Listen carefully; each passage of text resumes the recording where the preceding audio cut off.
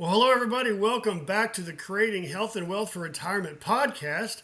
I'm Rick Collins. I'm the finance guy, and to my right, or not on the podcast, but my co-host, Mark Dulaney. Introduce yourself, Mark. Hey, I'm Mark Dulaney. I'm the health guy, and I always admire how Rick gets the name of our podcast right the first time without rehearsing it. That's It's amazing, Rick. easy I to got get to figure. I tongue-tied if want I to be think just about like it you when too I grow up. much, but if I can just roll with it, it tends to flow out pretty good.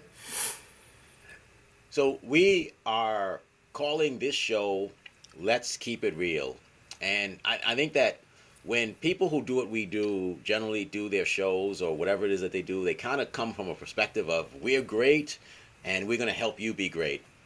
And Rick, you're great with finances. I'm great with my body, but there's areas of our lives where we're not that great. And we want to talk about being real in terms of people getting the right kind of help, in terms of people understanding to change, and that they're not alone. Thoughts, Rick? This was kind of Yeah, your it's idea. it's easy to set big goals and make big plans, and a lot of the time things go sideways, life gets in the way, you forget to work out, or you forget to, or you blow money unnecessarily, or you don't do some of the things you've committed to doing. And we want to be genuine with our listeners because we're real people. I mean, I'm 54, you're 65, I think. 64, Rick. 64, excuse me. Sorry, I didn't mean, you look 45, so 64 and 54. We're of an age that we're trying to be real with ourselves and real with our listeners. So, yeah, we may have big plans and set out big goals for every week, and that's why we're checking in every week to kind of hold ourselves accountable.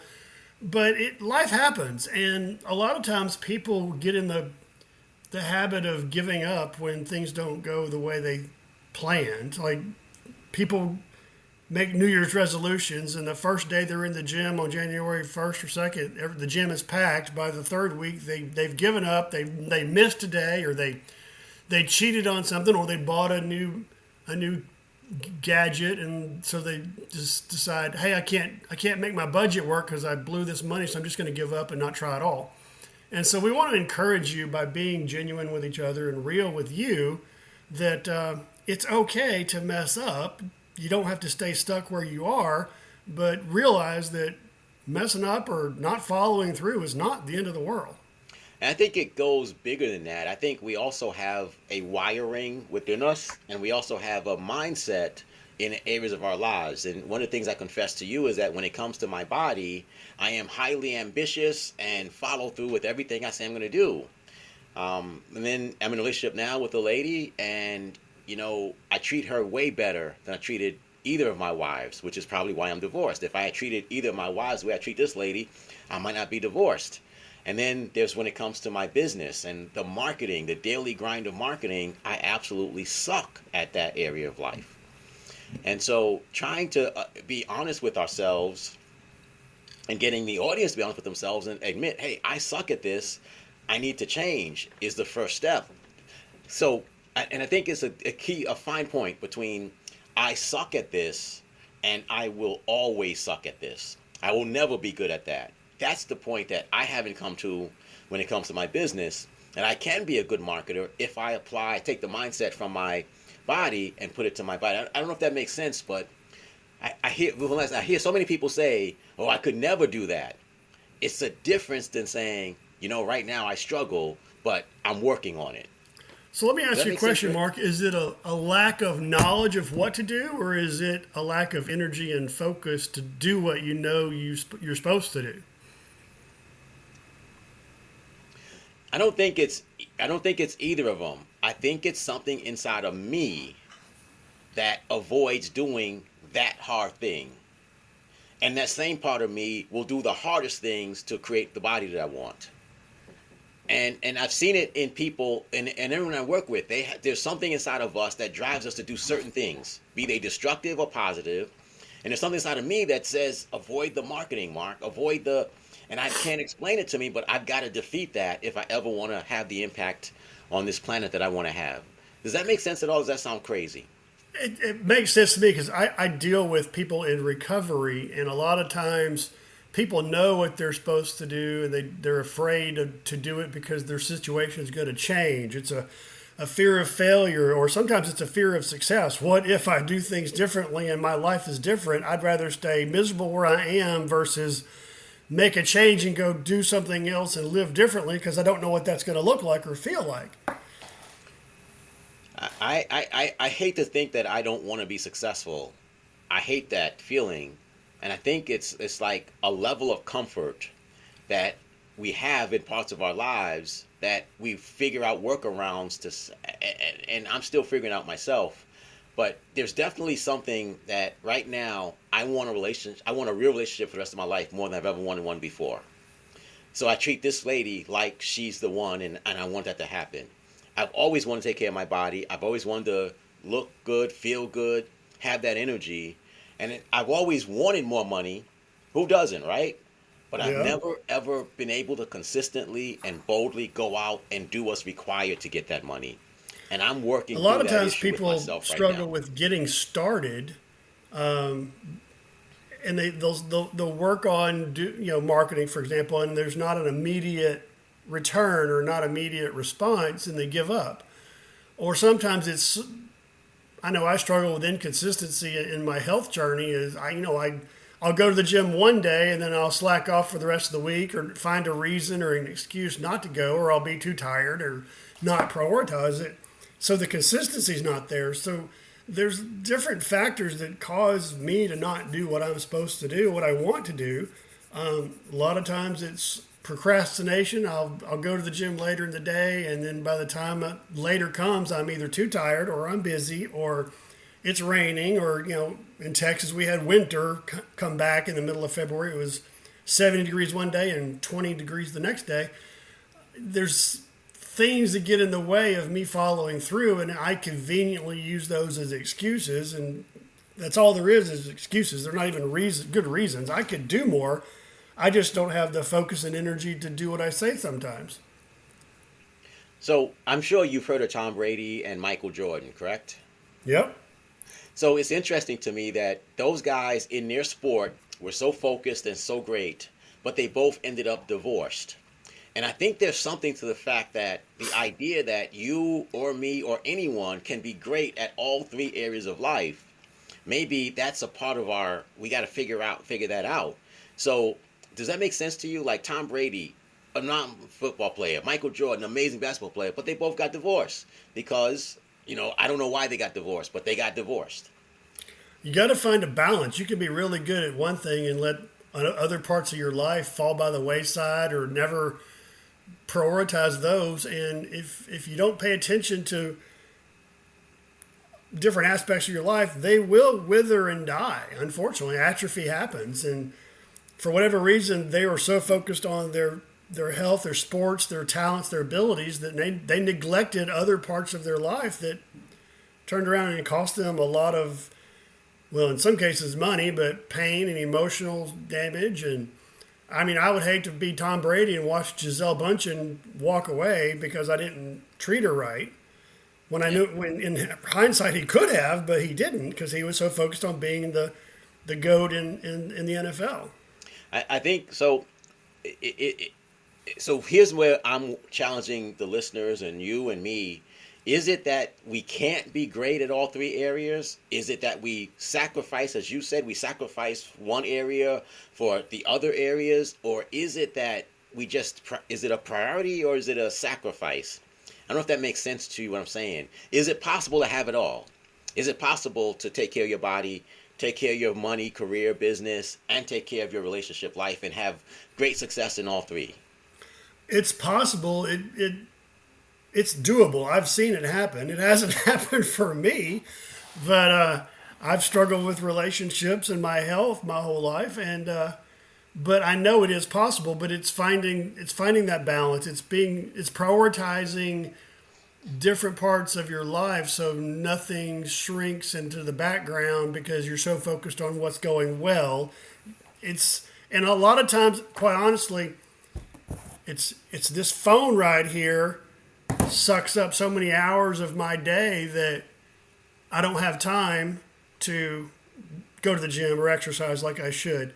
So again, that's a priority thing, but it's easy to become distracted and waste an hour scrolling through Facebook, it's not productive, but it's an unhealthy habit. So eliminating the unhealthy habits will free up time and energy to invest in going to the gym for me, or doing marketing for you.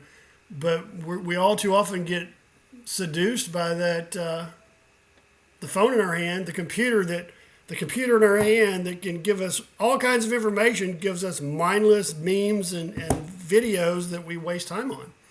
And if not the small screen, there's the big screen, the television. I mean, that's also. I mean, they spend billions of dollars on advertising because people sit there and watch it. And so, I really think that, there's some natural tendencies that we have inside of us. Like for me, like I've gone running in 90-degree temperatures, and I've gone running in single-digit temperatures. It can be snowing, it can be raining. I don't like rain as much, but in the snow, as long as it's not on the ground, it's coming in, I will run. I have that kind of commitment. Why can't I then do the same thing with saying I'm going to make 10 contacts a day, 10 phone calls? Like other people do it in a breeze, but they can't go out and run every day. The question I'm trying to figure out in my mind and how to overcome it, and if you're listening, I want you to realize that. So I often think I'm the only person who struggles with this. But the more people I talk to, the more I realize we all are great in one part, we're average in another part, and we suck at something. How do we balance it out more so we create that all-encompassing happiness?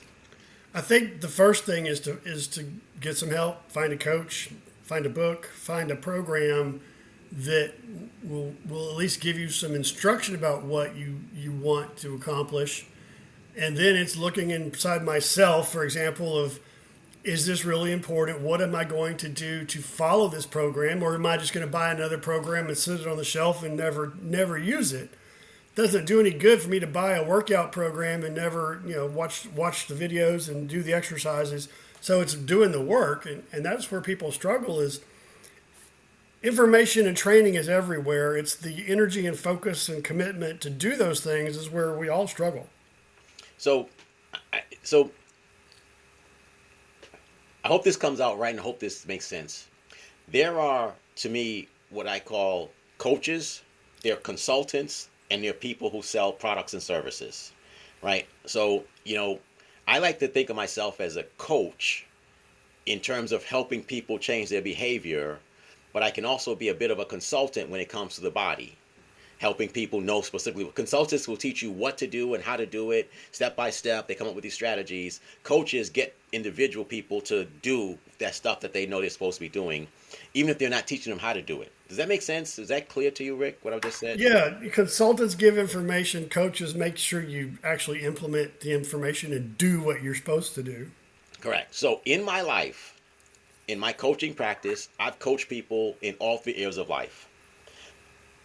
In my consulting business, I mostly consult people on their health and fitness and improving their bodies.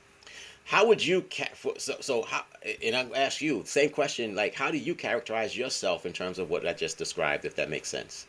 Like how would you help somebody? I see myself as a financial life coach. Because I can't talk about health other than being diabetic. I can help people with their diabetes, but I see myself as a financial coach. I give people the information, but then we have ongoing meetings where I talk about their results and their choices. What did they do? How they spend their money? Did they hit their goals? Did they not? What could they have done differently? How that decision impacts them long term. To give them the information, and for those who want it, I can hold them accountable of, hey, why didn't you do what you say you were going to do? What, how'd that work out for you? I'll do the Dr. Phil thing. Well, how'd that work out for you? I would like to get more into the coaching space because I can give people information all the time. I can give loads of information, but until people actually do something with it, they're not helping themselves, and I'm not making an impact in their lives until they follow through. And then you also can offer them a service called infinite banking that helps them also create, if I'm not mistaken, correct? Yeah, one of the services I offer is infinite banking, where we use a life insurance policy. So people put money in their life insurance policy. It grows tax-free. They pull it out and spend the money on their bills or their vacations or whatever, and they can still earn interest on the money they've already spent. So they can actually effectively spend the same dollar more than once in their lifetime. that takes commitment. It's at least a year before they can start spending money, but after that, it gets a lot easier. But that first year is really hard, and so if people want to work with me doing that, I have to meet with them regularly to ensure they're not doing something stupid or something immediate gratification instead of seeing the bigger picture long term. And that's where it's important to have the commitment to follow through. And so I think it's important that people just understand with struggle, no one is unique to struggle. Everybody struggles at something. Would you agree with that, Rick? Everybody struggles at something. There's very few people that can pull off everything flawlessly, and struggle is part of life. I struggle with food, and I'm a 54-year-old diabetic with a sweet tooth and an insulin pump, but I'll eat a candy bar in a heartbeat and just take more insulin. I struggle with that. That is a weakness of mine that I know I need to do better at, but I just don't. I struggle with going to the gym, finding the time to prioritize my health. And long term, that doesn't pay off well, because when I'm dead, if I die early because I'm of health issues, I can't take care of my family. I can't help people with their finances. I can't do anything because my body fails me, and I let it. I let my body fail me because I didn't prioritize it. All right, so I'm going to clap my hands for a second. And I will edit this out if you don't put it in the show. But so listeners, if you hear this, Rick. So Rick, I know that last week you joined a group of people in a community called the School of Health, and I think that some of the stuff in that community can help you with what you just said. I'll just say that. If you wanted me to take it out, I'll take it out, but I'll leave it in if you say. It's up to you. No, it'll help me. I have not gone into your school community since I joined. Well, this is my It's a push lack to of you. follow through. This is my push to go in and listen to some of the videos and look at some of the stuff that we put there, which explains why people struggle in that way. That's my area of really helping people coach. But that's valuable stuff. Yeah. And so I really, really am committed this week, and I'm going to report my shortcomings next week if there are any. I am going to reach out one-on-one to 10 people every day, starting Monday through Friday. So that's at least 50 people, whether it's via phone call, via text, and I'm going to invite them to join my free group. And I'm committed to do that, Rick, and I'm publicly saying it. My whole point wasn't to come and make people feel sorry for me. It was to come and create accountability, public accountability. So that's what I'm committed. 10 people every day. And I don't mean 50 people on Friday. I mean 10 people on Monday, 10 people on Tuesday, 10 people on Wednesday, 10 people on Thursday. And so I'm going to give you, if you don't have something, I'm going to give you something in my space that I can help, that might help you with your journey. But I'll let you comment on what I just said first. One of the things that you just said is important is consistent action. Being consistent, doing something daily, 10 people a day versus putting it off and trying to do 50 on a Friday, because Friday will come and you won't do 50.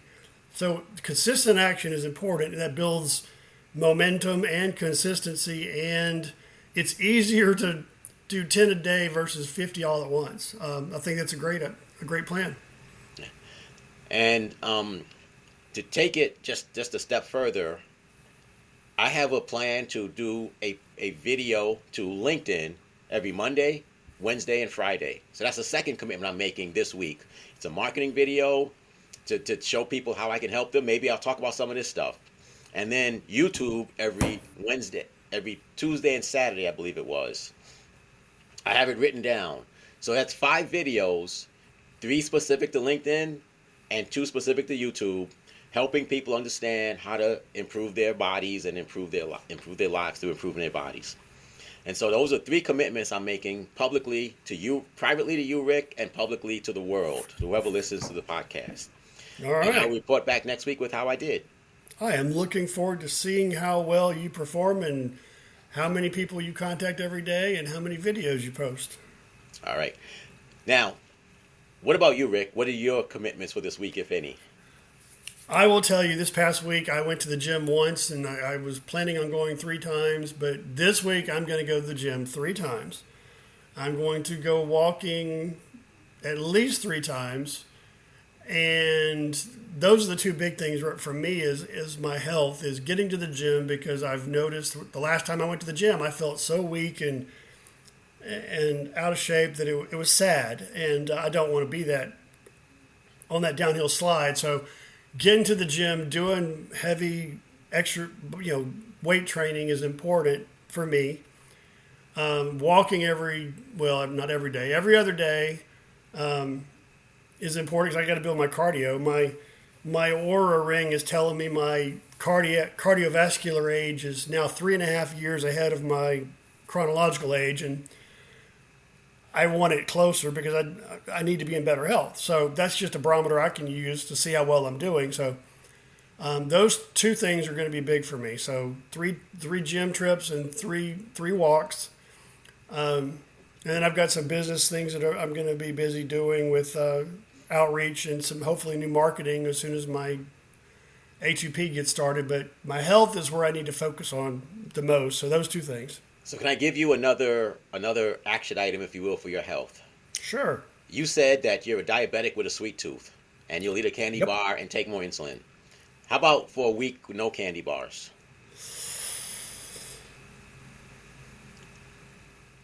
All right, let me change the question, Rick, because your hesitation says, how many candy bars do you average a week? I don't.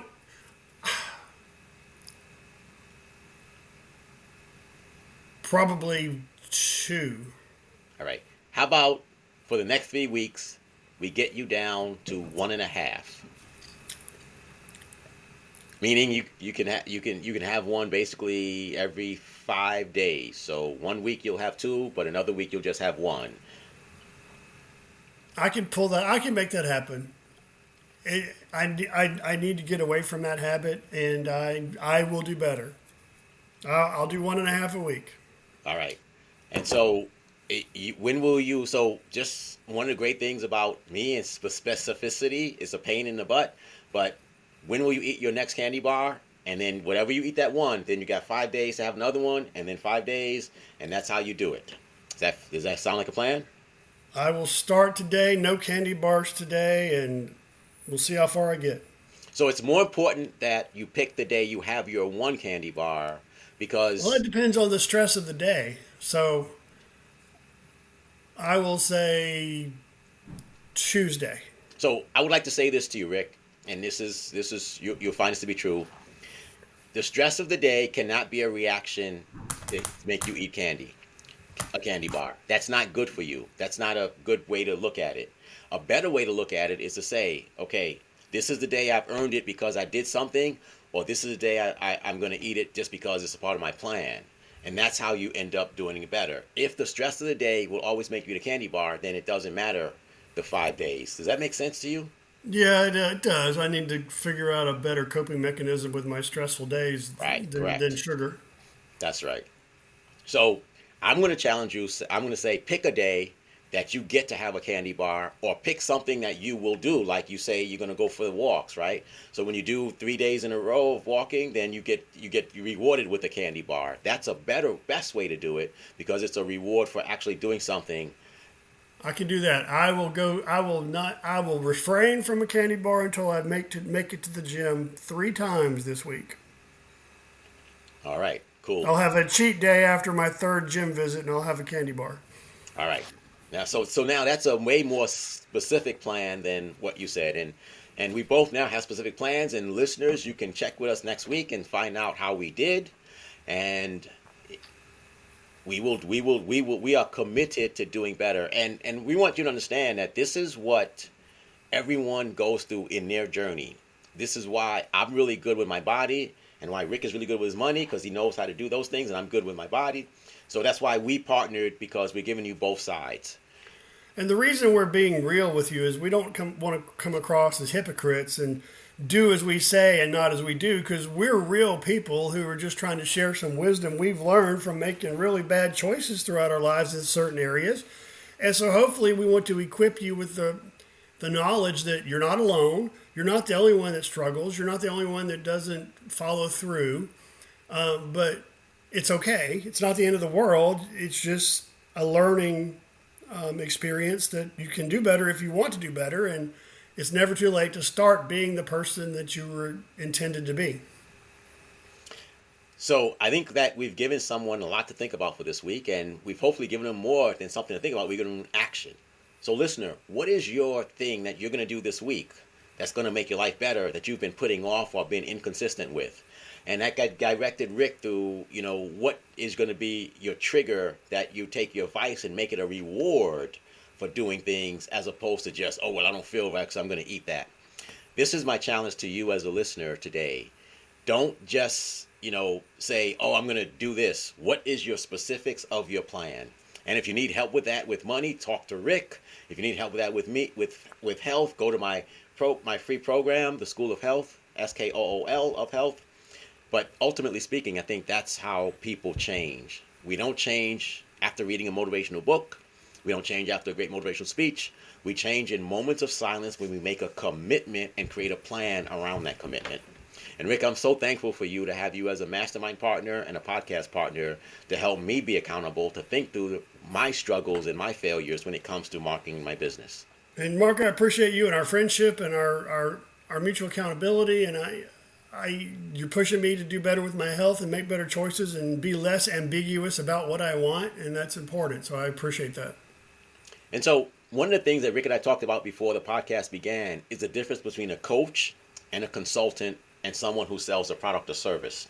And I hope that we demonstrate that we are both great coaches at helping people execute behaviors that create the results that they want. I am a consultant when it comes to health and people's bodies. I can tell you what you might want to try eating and not doing. I can bring that to you. Rick does it with money. But the key component is getting people to take action to change their lives. That's what we take our pride in, Rick. So this brings us to the end of the show. Rick, any last thoughts or comments for today? If you fast forward 20 years and don't like the picture of what you see, start making some changes today so that 20-year in the future person will be a lot different than where he's going to wind up. And it's possible. We can help you. Hey, can I I hate to see, give it a slightly different twist on Sure. it. And this is what I say. Look at what you've done for the last week or month. And picture what would happen if you did that for the rest next 10 years, next year. What would your life be like? Does that make sense? Did that make sense? Is your life getting better or worse or staying the same, and are you happy with being the same? Correct. If you keep doing what you're doing, what's your life going to look like a year, 10 years from now? And would you be happy with that? Because it'll probably look just like it is now. I won't be happy with my life 10 years from now if I'm still having these same conversations with you. We need to grow and we need to do better. And I think we are being more vulnerable than anyone else in the podcasting world at saying this is how we need to change. Yep, I agree. All right. Rick, if someone wants to talk to you or get a hold of you about how you might help them either as a coach or service provider, how would they do that? They can visit my website, getmydebtfreedate.com. That's getmydebtfreedate.com. And Mark, where can they find you? Well, they can find me in their head as they listen to the podcast regularly because they'll hear me saying things, or they can find me at theschoolofhealth.com, and school is spelled SKOOL. And I'm really excited about the group. We put some great stuff up there to help people get started, and when you join, I'll automatically reach out and ask, is there a way I can help you in more personal matters, more personal fashion? Rick, other than the stuff we talked about, any big events going on this week in your life? Other than getting to the gym, no. And other than making 50 contacts, 10 a day, Monday through Friday, and doing my marketing videos, there's really no big thing going on in my life. Rick, I got to be honest with you, one last thing. Football season is over, and I feel like my best friend died. It is sad that after but hey, for some of us, a new season started, hockey started, NASCAR started, so there are things to watch, but that's like getting a second cousin to hang out with as opposed to your best friend to me. Like basketball, right? Basketball should be the thing now, but I just find it hard to watch basketball. Too many games, too long a season, too many minutes in the game. Anyway, that's a great transition. I need to use that time to build my business. That's what I'm going to do with it. I'm going to use it to go work out. You have a great week. We'll talk to you during the week. All right, thanks for showing up. Talk to you soon. All right.